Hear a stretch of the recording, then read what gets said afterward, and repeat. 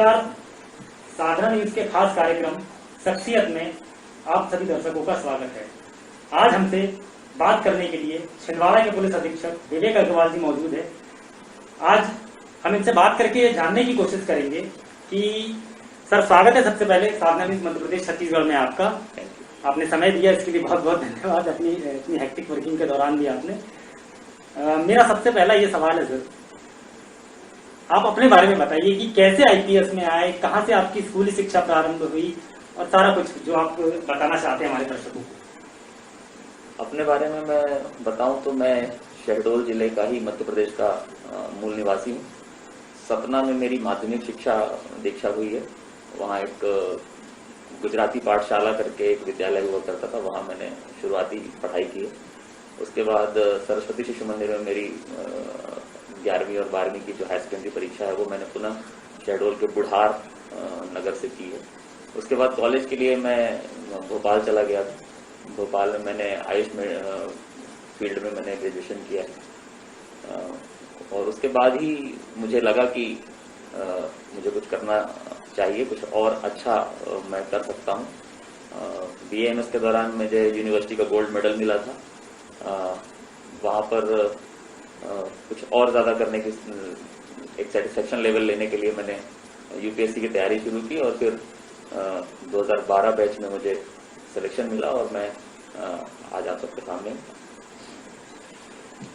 2012 batch में आपने जब आईपीएस में आपका सिलेक्शन हुआ, उसके बाद आपको ऐसा पहले से इंटेंशनली था तय कि मुझे आईपीएस में जाना है या फिर सिविल सर्विसेज में जाना है, या फिर जैसा आपका प्रोफेशन आपने बताया कि जिस तरह की आपकी पढ़ाई रही है, आपकी शिक्षा दीक्षा रही है, वो तो चिकित्सा से जुड़ी हुई रही है, फिर अचानक ऐसा एक साइड चेंज किया होगा, क्या ऐसी बातें कैसे आई दिमाग में? UPSC की तैयारी के दौरान ये भाव मेरे मन में बिल्कुल नहीं था कि मुझे कौन सी सर्विस मिलेगी। मैं बस तैयारी कर रहा था इस ध्येय से कि मुझे उसमें सेलेक्ट होना है। और मेहनत, बड़ों का आशीर्वाद और ईश्वर की कृपा से मेरी रैंक अच्छी आई। मुझे ऑल इंडिया 4th रैंक मिला आईपीएस में और इसमें मुझे होम कार्डर मिल गया।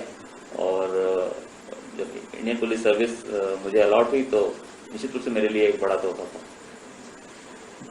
क्या रहा जैसे आपने आईपीएस ज्वाइन किया, उसके बाद आपकी पहली पोस्टिंग कहाँ रही और किस पोस्ट पर आपने ज्वाइन किया था, जरा हमारे दर्शकों को बताइए थोड़ा। सबसे पहले एज ए प्रोबेशनर मैं ग्वालियर में मुझे पदस्थापना मिली। वहीं पर प्रमोट होकर मुझे CSP बनाया गया। वो मेरा करियर की शुरुआत थी, लर्निंग मेरी वहीं से शुरू हुई थी। और उसके बाद फिर एडिशनल SP के रूप में मैं सागर गया। वहाँ से फिर मुरैना में मेरी 5th battalion as a commandant posting हुई। और फिर उसके बाद दमोह में मैं SP रहा लगभग 1.5 वर्ष। उसके बाद मंदसौर में SP रहा, फिर कुछ समय तक शिवपुरी में रहा और अभी वर्तमान में मैं आपके साथ। सर, एक चीज ये जानना चाहता हूँ, हमारे दर्शकों को ये बताइए कि जब आपने छिंदवाड़ा ज्वाइन किया उस समय कोरोना का फर्स्ट वेव आ गया था। अभी हमने कुछ दिन पहले देखा है कि मार्च, अप्रैल और मई में कोरोना बहुत ज्यादा अपना प्रभावी तरीके से लोगों को संक्रमित कर रहा था।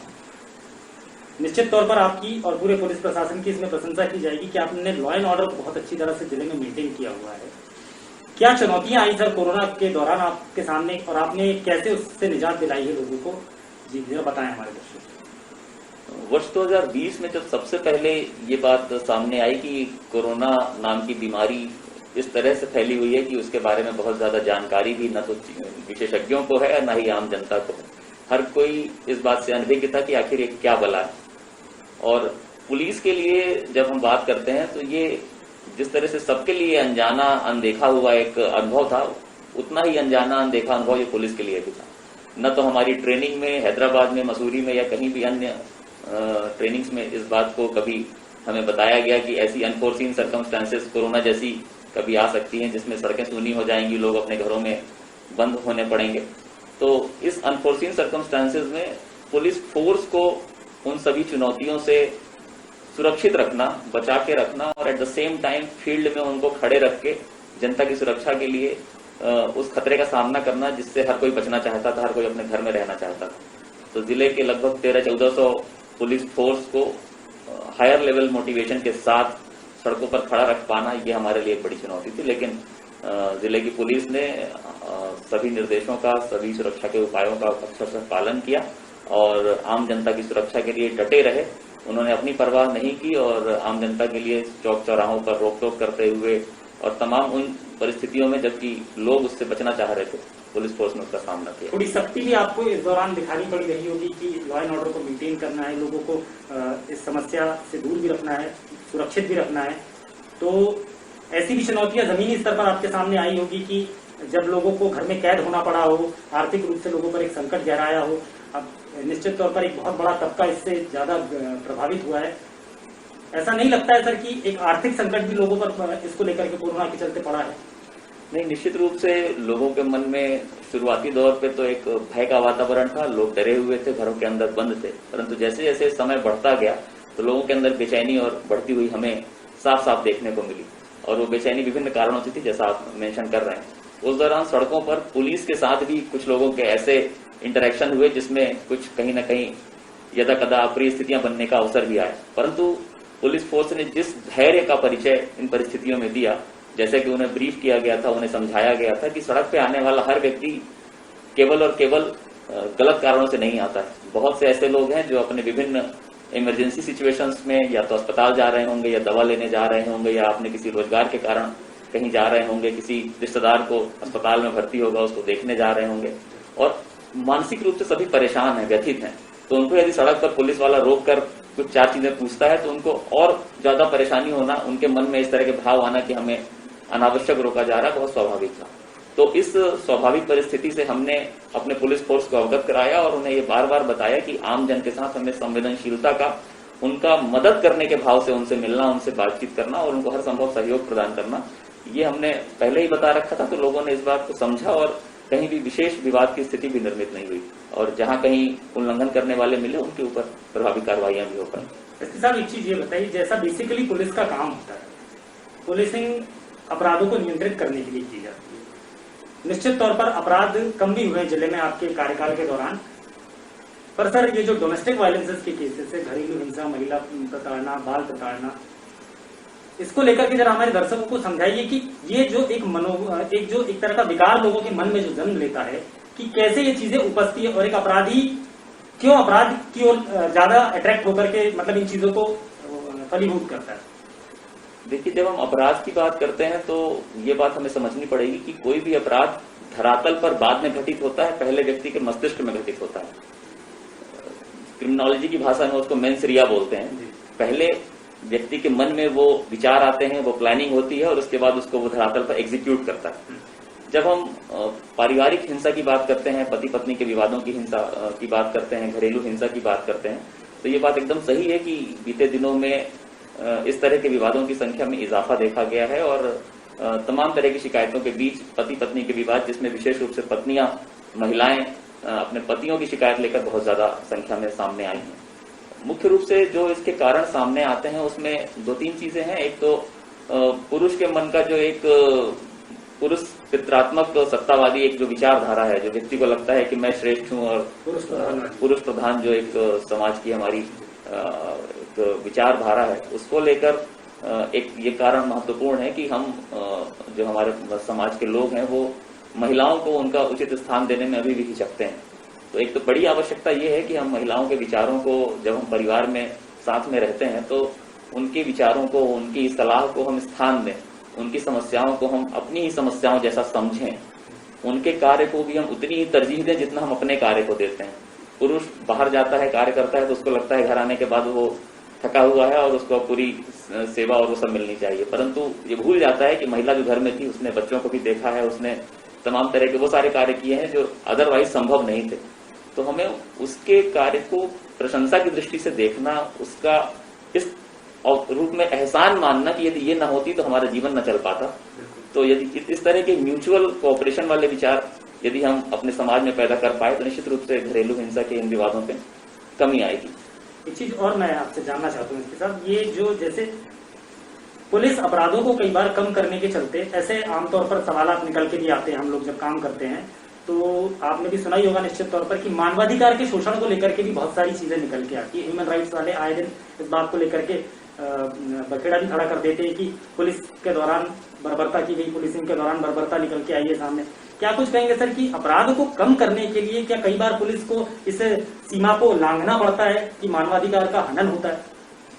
देखिए, वर्तमान परिवेश पहले की पुलिसिंग से पूर्णतः भिन्न है। जो मैं अब लगभग 8-9 साल की सेवा के पश्चात चीजों को समझता हूँ, देखता हूँ, तो मेरा ये मानना है कि किसी भी तरह की कस्टोडियल वायलेंस, चाहे वो थाने के अंदर हो या पुलिस अभिरक्षा में थाने के बाहर हो, या किसी भी तरह की ऐसी कार्यवाही जो मानव अधिकारों के उल्लंघन की श्रेणी में आती है, वो अपराधों को कम करने में सहायक नहीं होती है। अपराधों को कम करने के लिए जो व्यवस्था है, जो हमारा जुडिशियल क्रिमिनल जस्टिस सिस्टम है, वही एकमात्र कारगर उपाय वर्तमान दिए गए डेमोक्रेटिक सेटअप में उपयोगी है और हमें उसका ही अक्षर से पालन करना चाहिए। कुछ वर्तमान समय के दृष्टिकोण से कुछ ऐसी प्रासंगिक सुधार की आवश्यकता जरूर महसूस होती है, चाहे वो हमारे क्रिमिनल प्रोसीजर कोड की बात कहें या दूसरे अन्य प्रावधानों की बात कहें जो बहुत सारे अधिनियमों से हम संचालित होते हैं। तो उसमें अब समय के अनुकूल कुछ सुधार होने की बहुत आवश्यकता है, जिसको हम रिफॉर्म्स की बात करते हैं। यदि वो हो जाएगा तो दिए गए सेटअप में हम और बेहतर परिणाम क्रिमिनल जस्टिस सिस्टम में ला पाएंगे। साहब, एक चीज ये भी बताइए कि जैसे जो बाल अपराध को लेकर के भी आए दिन बातें निकल के सामने आती है, 15-16 साल के लड़के, 18 साल के लड़के, 17 साल के लड़के, कुछ जैसे छिंदवाड़ा में ATM चोरी या फिर इस तरह के मामलों में भी इस तरह की चीजें देखी गई हैं। तो बाल अपराध को रोकने के लिए पुलिस की तरफ से ऐसा कोई अलग से किया गया कार्य या उन्हें कोई काउंसलिंग दी जाए? सिर्फ अपराध किया और जेल में डाल दिया, ये समस्या खत्म करने का फॉर्मूला मेरी समझ के परे है थोड़ा। मैं आपसे ये जानना चाहता हूँ कि जो बाल अपराध लोगों के बच्चों के दिमाग में जो जन्म लेता है, ये इसकी उपज कैसे होती होगी? देखिए, बच्चों का मन बड़ा कोमल होता है। उनको जो परिस्थितियां, जो परिवेश उनके आसपास देखने को मिलता है, जिनके साथ उठते बैठते हैं, जिनसे वो अपने आप को इन्फ्लुएंस्ड महसूस करते हैं, वो उनकी आदतों को बहुत हाईली देखते हैं। उनको लगता है कि वैसा मैं क्यों ना बन जाऊं, अनुसरण करते हैं। तो ऐसे में बच्चों के उस कोमल मन को जितनी सकारात्मक बातें प्रभावित करेंगी, उतना ही नकारात्मक बातें उनसे दूर होती जाएंगी और वो बच्चे सही दिशा को पकड़ लेंगे। तो हमें उनकी शिक्षा पर ध्यान देना, उनको हमें सही दिशा में लगाना। आजकल मोबाइल फोन का जैसे इस्तेमाल हर घर में होता है और अमूमन टीनेजर्स के पास मोबाइल फोन बहुतायत में देखने को मिलता है। उस मोबाइल फोन का जितना सदुपयोग है, उतना ही ज्यादा दुरुपयोग के माध्यम भी उसी मोबाइल फोन में विद्यमान है। एक इंटरनेट का कनेक्शन लिया और तमाम वो चीजें उपलब्ध हैं जो एक बच्चे को संभवतः उसका उपयोग नहीं करना चाहिए। चाहे वो एक गलत तरीके की वेबसाइट, जिसको हम फॉर्न वेबसाइट्स बोलते हैं, दूसरे अन्य तरह की ऐसे वीडियोज और दूसरी चीजें अवेलेबल हैं जो व्यक्ति के मन को विकृत करती हैं। तो एक तो हमें इस बात का ध्यान देना होगा कि बच्चों का जो टाइम है वो हम सही दिशा में यूटिलाइज करवा पाएं। पेरेंट्स उनकी गतिविधियों पर विशेष ध्यान दे पाएं। आखिर वो यदि बच्चा कहीं गया है बाहर घर से, किसी दोस्त के साथ है, तो वो दोस्त कैसा है, उसकी संगत कैसी है, इन चीजों पर ध्यान देना पड़ेगा। और जो दूसरी बात आपने कही कि बच्चे ने क्राइम किया या कुछ अपचार किया, उसको हम सीधा जेल भेज दें, तो वर्तमान व्यवस्था भी ऐसी नहीं है। अब बच्चे को ना तो कस्टडी में उसको हवालात में रखना होता है, ना ही उसको जेल भेजना होता है, बल्कि बच्चों के लिए एक विशेष व्यवस्था जुवेनाइल जस्टिस बोर्ड के माध्यम से बनी हुई है। और पुलिस में भी स्पेशल जुवेनाइल पुलिस यूनिट्स हर जिले में बनी हुई है। हर थाने में एक ASI रैंक का अफसर बच्चों के संबंधी मामलों को देखने के लिए एक नोडल ऑफिसर के रूप में तैनात है, जो सादे कपड़े में बच्चों के किसी भी इस तरह के कृत्य को हैंडल करता है और उसको जे बोर्ड के सामने प्रस्तुत करता है और फिर वहां से माननीय न्यायालय उसको बाल सुधार केंद्र वगैरह में भेजते हैं। सर, महिला अपराध को भी लेकर के मैं आपसे सवाल करना चाहूंगा। आजकल देखने में आ रहा है इन दिनों की बलात्कार की घटनाएं, छेड़छाड़ की घटनाएं, ये बहुतायत में हो रही है। निश्चित तौर पर पुलिस प्रतिबंधात्मक और कानूनी कार्रवाई तो करती ही है, लेकिन इस तरह की घटनाओं को रोकने के लिए भी एक कुछ अलग किस्म की पुलिसिंग की आवश्यकता आपको ऐसा लगता है कि है? निश्चित रूप से महिलाओं के प्रति होने वाली किसी भी हिंसा, किसी भी अपराध को एक अलग तरीके से सर्वोच्च प्राथमिकता में ही हैंडल किया जाना चाहिए। और मैं आपको बड़े गर्व के साथ ये बताना चाहूंगा कि मध्य प्रदेश पुलिस ने इस दिशा में बहुत ही सकारात्मक कदम उठाए हुए हैं। महिला अपराध शाखा पुलिस मुख्यालय द्वारा इस दिशा में विशेष अभियान, सम्मान अभियान, अभी पिछले महीने ही चलाया गया था, जिसमें भोपाल स्तर से पूरे प्रदेश को वीडियो कॉन्फ्रेंसिंग के माध्यम से और अलग अलग अन्य पैम्फलेट और दूसरे पोस्टर इत्यादि के माध्यम से इस बात की अवेयरनेस फैलाने के लिए, ऐसी जागरूकता का प्रचार करने के लिए टास्क दिए गए थे, जिसमें हम महिलाओं को और साथ ही साथ उस सोसाइटी में रहने वाले पुरुषों को हम एजुकेट करें, उनको बताएं। जैसा कि मैंने पहले कहा कि हम नारी का सम्मान करना हमें बहुत जरूरी है। नाम ही पुलिस मुख्यालय ने, महिला शाखा ने इसका सम्मान नाम दिया था। तो जो डिजर्विंग, जो एक रेस्पेक्ट है, जो एक सम्मान करना हमें बहुत जरूरी है। नाम ही पुलिस मुख्यालय ने, महिला शाखा ने इसका सम्मान नाम दिया था। तो जो डिजर्विंग, जो एक रेस्पेक्ट है, जो एक ऑनर समाज में नारी को मिलना चाहिए, यदि हम वो दे पाएंगे और उसके लिए कंड्यूसिव एनवायरनमेंट तैयार कर पाएंगे तो निश्चित रूप से इन अपराधों में कमी आएगी। सर, जिले में कानून व्यवस्था को सुचारू रूप से क्रियान्वित करने के लिए ट्रैफिक व्यवस्था को भी मैं इसमें मेंशन करना चाहूंगा साथ में, और ये जो लॉ एंड ऑर्डर को पूरी तरह से फॉलो करवाने के लिए आपने कोई ब्लूप्रिंट तैयार किया होगा जो कि छिंदवाड़ा जिले में अपराध का स्तर कम करने के लिए, अपराध की जो मात्रा है उसको कम करने के लिए, उसके बारे में थोड़ा सा बताएं। जिले को अपराधों की दृष्टि से इसमें निश्चित तौर पे अभी आप, माफी चाहता हूँ कि उसमें आपको रोक रहा हूँ, क्राइम समीक्षा भी अभी आप कर रहे थे, आपने बाकायदा बैठक करी है पूरे जिले के थाना अधिकारियों के साथ में। उसी दिशा में मेरा यह सवाल है आपसे कि क्या पुलिस ने कोई ब्लूप्रिंट इसके लिए तैयार किया हुआ है? जी देखिए, अपराध की जब समीक्षा करते हैं तो हम सीधे तौर पर इस बात को देखते हैं कि संबंधित थाना क्षेत्र में या अनुविभाग क्षेत्र में जो आपराधिक प्रवृत्ति के लोग हैं उनकी क्या स्थिति है, क्या हम उन पर सही तरीके से बारीक नजर रख पा रहे हैं, उनकी गतिविधियों को हम मॉनिटर कर पा रहे हैं अथवा नहीं। और दूसरी ओर हम आम नागरिक को कितनी बृहद तरीके से, कितने ज्यादा माध्यमों से सुरक्षा प्रदान कर पा रहे हैं। तो जब हम पहली बात करते हैं कि आपराधिक प्रवृत्ति के लोग जो अपराधों में लगातार लिप्त रहते हैं, और कुछ एक अपराध चाहे वो अवैध शराब हो, जुआ हो, सट्टा हो, या जो सामाजिक रूप से आम आदमी की नजरों में आने वाले अपराध होते हैं, उनको रोकने के लिए ये बहुत जरूरी है कि हम पहले ऐसे लोगों को चिन्हित करें जो इस तरह के अपराधों में लिप्त रहते हैं। क्योंकि ये सामान्य रूप से बार बार देखा जाता है कि एक ही व्यक्ति एक तरह के अपराध में बार बार लिप्त होने की चेष्टा करता है। तो हमने जिस ब्लूप्रिंट की आप बात कर रहे हैं, सबसे पहले तो हमने जिले में 2 या 2 से अधिक बार किसी भी अपराध में शामिल व्यक्ति की एक बहुत ही लंबी चौड़ी फहरिस्त बना रखी है, जो हमारे जिले में लगभग 9000 से ज्यादा लोग चिन्हित हुए हैं पूरे छिंदवाड़ा जिले में।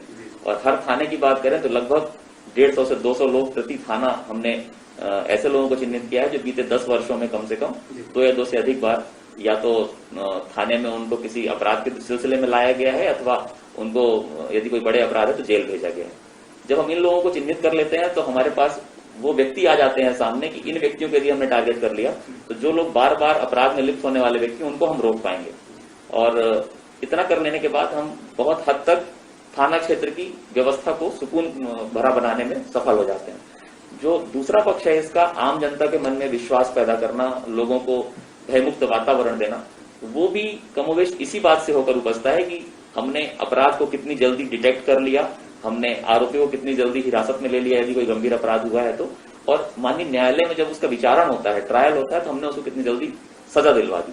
तो जब इस तरह की परिस्थितियां निर्मित होती हैं, जनता अपने आप पुलिसिंग पे विश्वास करती है और उसको एक सुरक्षित वातावरण दे पाने में सफल हो जाता है। बिल्कुल, बहुत बढ़िया आपने तरीके से एक्सप्लेन किया है सर। इस चीज में एक सवाल और इसमें आता है निकल करके हमारे दर्शकों को, आप ये भी बताइए कि आपने जब से छिंदवाड़ा ज्वाइन किया है, मैं एक घटना का जिक्र जो मेरे जहन में है, 2-3-4 घटनाएं जिसमें पुलिस ने बहुत ही प्रशंसनीय कार्य किया है निश्चित तौर पर मैं आपसे सुनना चाहता हूं, हमारे दर्शकों को बताइए कि एक कोई घटना जो बहुत ही अल्प समयावधि में पुलिस ने किसी मामले में क्रैक किया हो। जैसे 1-8-2 घटनाएं मेरे संज्ञान में भी आती है अमरवाड़ा थाना क्षेत्र की, जो जमुनिया वाली इस तरह की जो घटनाएं हैं, तो कोई एक घटना आपके अनुसार बताइए। देखिए, घटनाएं तो बहुत सारी हैं जो कई बार हम चूंकि रोज अपराध और अपराधियों से डील करते हैं, हैंडल करते हैं, फिर भी कुछ एक घटनाएं दिमाग में हमारे रुक जाती हैं। तो ऐसी कई घटनाएं हैं जो हमें बार बार याद आती हैं कि उस अपराध में हमारी टीम ने बहुत अच्छा कार्य किया और अपराधी तक जल्दी पहुंचे। चुनौतियां भी बहुत बड़ी होती हैं तो वो निश्चित रूप से यादगार बन जाती हैं। तो 2-3 मामले हैं। एक, जैसा कि आपने अमरवाड़ा का भी उल्लेख किया, एक बहुत ही नृशंस घटना, बहुत ही अमानवीय घटना थाना अमरवाड़ा क्षेत्र में बीते वर्ष लगभग जुलाई के महीने में घटित हुई थी, जिसमें एक छोटी मासूम बच्ची के साथ दुष्कृत्य करके उसकी हत्या करने का मामला सामने आया था। वो हमारे लिए बहुत बड़ी चुनौती था, पूरी तरह से ब्लाइंड केस था, उसमें कोई सुराग नहीं था कि बच्ची कहाँ गई, उसका क्या हुआ। परंतु हमारी टीम ने, मैं अपनी टीम को बहुत अच्छे से प्रशंसा करना चाहूंगा कि उन्होंने दिन रात एक करके लगभग 36 घंटे जंगलों में और आसपास के क्षेत्र में विचरण करके जो संभावनाएं थी उन सभी पे कार्य किया और अंतिम रूप से हम आरोपियों को पकड़ पाने में सफल हुए। ये तो अपराधों को लेकर के मैं आपसे सवाल कर रहा था। अब मेरा सवाल थोड़ा सा अलग है सर। कुछ सोशल वेलफेयर के भी जो काम होते हैं पुलिस को, जैसे आज हमने देखा कोरोना काल के दौरान लोगों को ऑक्सीजन के लिए बहुत दो चार होना पड़ा, तो क्या वृक्षारोपण या इस तरह की चीजों को लेकर भी आप लोगों को कोई संदेश देना चाहते हैं? निश्चित रूप से इनफैक्ट आज ही हम ये बात करें तो आज हमारी डायरेक्टरेट स्पोर्ट्स से एक वीडियो कॉन्फ्रेंसिंग हुई थी, और इसके अलावा भी चूंकि विश्व पर्यावरण दिवस अभी 5 तारीख को ही बीता है, तो जिले के सभी थाना क्षेत्रों में, सभी थाना परिसरों में और आसपास वृक्षारोपण करने का हमने एक योजना बनाई थी। 5 जून को भी हमने कई सारे थानों में वृक्षारोपण किया भी है, और आगे भी हम किस तरह से धरती को अपनी और ग्रीनर बना सकें इस दिशा में पुलिस का जो भी इसमें सहयोग बन पड़ेगा हम सब करेंगे। और जहां तक सामाजिक सरोकारों की बात है, तो ये सभी ने देखा है कि कोरोना काल में पुलिस एक बहुत ही अच्छे सहायक फोर्स के रूप में सामने आई है, जिसमें दूर दराज के ऐसे दूरगामी स्थान जो विशेष रूप से आदिवासी क्षेत्रों में जहां कहीं भी लोगों को किसी तरह की भी आवश्यकता पड़ी, चाहे वो राशन को लेकर हो, डायल 100 में आने वाले बहुत सारे डिस्ट्रेस कॉल आते हैं, या दूसरे इस तरह की इवेंट जिसमें लोगों की आम जरूरतें पूरी नहीं हो पाती हैं, तो उन सभी को तत्काल डायल 100 की टीम पहुंच के वहां पर उनको संबंधित संसाधन भी उपलब्ध करवाती है और आवश्यक मदद भी उपलब्ध करवाती है। चीज और सर, डायल 100 से मेरे को ये सवाल निकल के आ रहा है कि यदि कोई आम आदमी पुलिस तक सीधे अप्रोच करना चाहता है, डायरेक्टली आप तक अप्रोच करना चाहता है, अगर मैं कम शब्दों में कहूँ तो क्या उसके अंदर ये एक भय जो होता है कि भाई मैं एक IPS अफसर को फोन लगा रहा हूँ या अपनी घटना से अवगत करा रहा हूँ, इस भय को कैसे खत्म किया जा सकता है? मुझे लगता है कि अधिकारियों को स्वयं जनता के बीच में जाना इसके लिए सबसे एक पहला आवश्यकता है। और मैं अपनी बात करूं तो मेरे पास तो रात में 3 बजे, 4 बजे और 2 बजे रोज ऐसा कोई दिन नहीं होता जिसमें लोगों के कॉल ना आए छोटी छोटी बातों के लिए। और मुझे इस बात को लेकर कोई हिचक नहीं है, मुझे बड़ी प्रसन्नता होती है कि लोग इस विश्वास के साथ फोन करते हैं कि यदि एक फोन कर दिया तो उनकी समस्या का समाधान हो जाएगा। और हमारी टीम भी इस बात के लिए पूरी तरह तत्पर है। हमारे सभी थाना प्रभारी, सभी SDOPs, उन्होंने भी अपने नंबर्स 24 घंटे ओपन रखे हुए हैं, सभी के पास नंबर्स भी हैं। तो जहां कहीं भी लोग अप्रोच करते हैं तो उनको पूरी सहायता भी होती है। तो मोबाइल फोन एक अच्छा माध्यम है, कार्यालय में सभी लोग उपस्थित रहते हैं, 100 डायल कॉल कर सकते हैं कभी भी। ये तमाम माध्यम है जिससे पुलिस को सीधे तौर पर अप्रोच किया जा सकता है। एक चीज और सर, आप खुद एक युवा IPS अधिकारी हैं, निश्चित तौर पर आपको बहुत लोग फॉलो भी करते हैं छिंदवाड़ा में।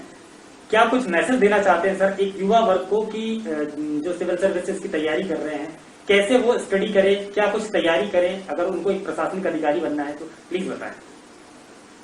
मैं इसके लिए सिर्फ एक बात सभी युवाओं को कहना चाहूंगा कि हम जब अपना आकलन करते हैं तो बहुत सारी तुलनाएं कर बैठते हैं। किसी के पास बहुत सारा हो सकता है, पैसा हो, कोई निर्धन परिवार में पैदा हुआ हो, किसी के पास दूसरे संसाधन बहुत ज्यादा हो, किसी के पास संसाधनों की कमी हो, किसी के पेरेंट्स या किसी के अन्य रिश्तेदार कोई बड़े उद्योग धंधों में या पदों में पहुंच गए हों, और एक दूसरा व्यक्ति जब देखता हो तो उसको अपने आप को बड़ी हीन भावना महसूस होती है। परंतु ईश्वर ने एक चीज सबको समान रूप से बांटी है, और वो है समय। वो 24 घंटे एक अमीर व्यक्ति के पास भी है और एक निर्धन व्यक्ति के पास भी है। तो मैं सिर्फ इतना मानता हूं कि उस 24 घंटे का सदुपयोग यदि हमने कर लिया और सही दिशा में, सही तरीके से हमने उसको यदि यूटिलाइज कर लिया, तो निश्चित रूप से हमें अपनी मनचाही सफलता मिल सकती है। तो यदि जो साथी मुझे सुन रहे हैं, यदि वो किसी प्रतियोगी परीक्षा की तैयारी कर रहे हैं, स्टूडेंट्स यदि कोई स्कूल गोइंग बच्चे हैं, कोई अपने एग्जाम की तैयारी कर रहे हैं, किसी कॉम्पिटिटिव दूसरे एंट्रेंस एग्जाम की तैयारी कर रहे हैं, तो यदि उन्होंने समय का सदुपयोग कर लिया, गलत चीजों में उसको व्यर्थ नहीं जाने दिया। आजकल बहुत बड़ा डिस्ट्रैक्शन है ये मोबाइल फोन, जिसमें बार बार लोग इसको देखते हैं अलग अलग सोशल मीडिया प्लेटफॉर्म्स पर जुड़े हुए होने के कारण। तो यदि हमने अपने समय को सही दिशा में लगा दिया, अपनी प्रवृत्तियों को, अपनी वृत्तियों को सही दिशा में लगाए रखा, तो निश्चित रूप से हमें मनचाही सफलता मिलती है। एसपी साहब, कोरोना काल में लोग बहुत पैनिक हुए, ये पेंडेमिक सिचुएशन अभी भी खत्म नहीं हुई है, लोग निश्चित तौर पर बहुत उससे ग्रसित रहे हैं। अभी साइबर सेल ने छिंदवाड़ा में 300 से ज्यादा मोबाइल जो आइडेंटिफाई किए हैं, जो कहीं गुम है या फिर किसी के छूट गए थे, जो आपने बरामद किए साइबर सेल के माध्यम से। सबसे पहले मैं छिंदवाड़ा पुलिस को उसके लिए बधाई देना चाहता हूँ। लोगों का हमने इंटरव्यू लिया है, प्रतिक्रियाएं ली है, आपने इस पैनिक सिचुएशन में भी लोगों के चेहरे पर मुस्कुराहट लाने का काम किया है। और ये जो आप बाकायदा कोरोना प्रोटोकॉल का पालन करते हुए जो 10-10 मोबाइल डिस्ट्रीब्यूट कर रहे हैं, कैसा अनुभव है सर? क्या आपकी प्रतिक्रिया क्या है इसको लेकर के, जरा बताइए।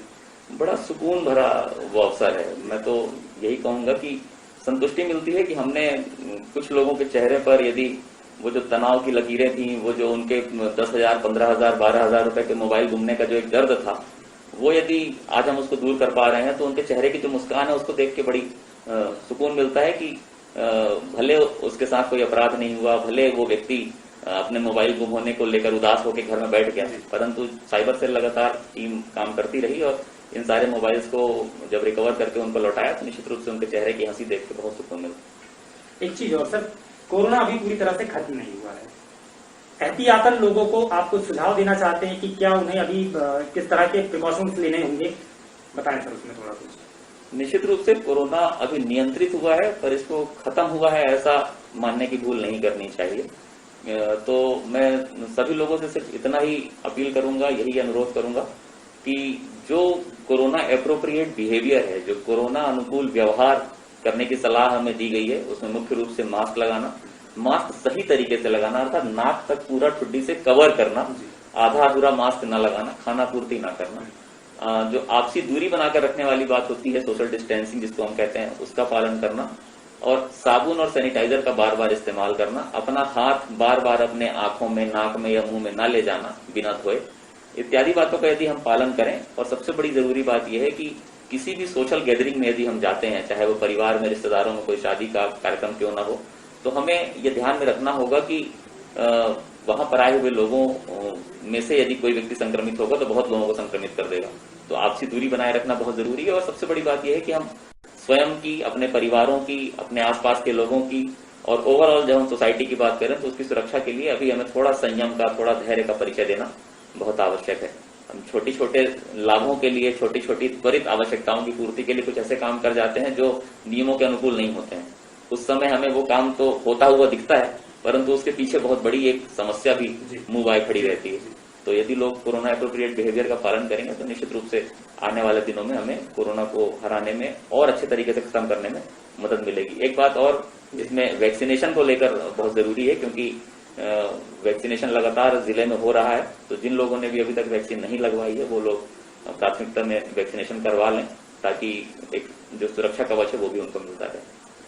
कोरोना वॉरियर्स के रूप में, फ्रंटलाइन वर्कर्स के रूप में जिन लोगों ने काम किया है, निश्चित तौर पर बेहद प्रशंसनीय कार्य है। कोरोना में हमने देखा है कि जो सिचुएशन रही है, बहुत ही ज्यादा तकलीफ हुई है लोगों को बड़ी बड़ी समस्याओं से, चाहे वो रेमडेसिविर की हम बात करें या फिर फेविफ्लू टेबलेट की बात करें, ऐसी मूलभूत चीजों के लिए भी लोगों को बहुत भटकना पड़ा है।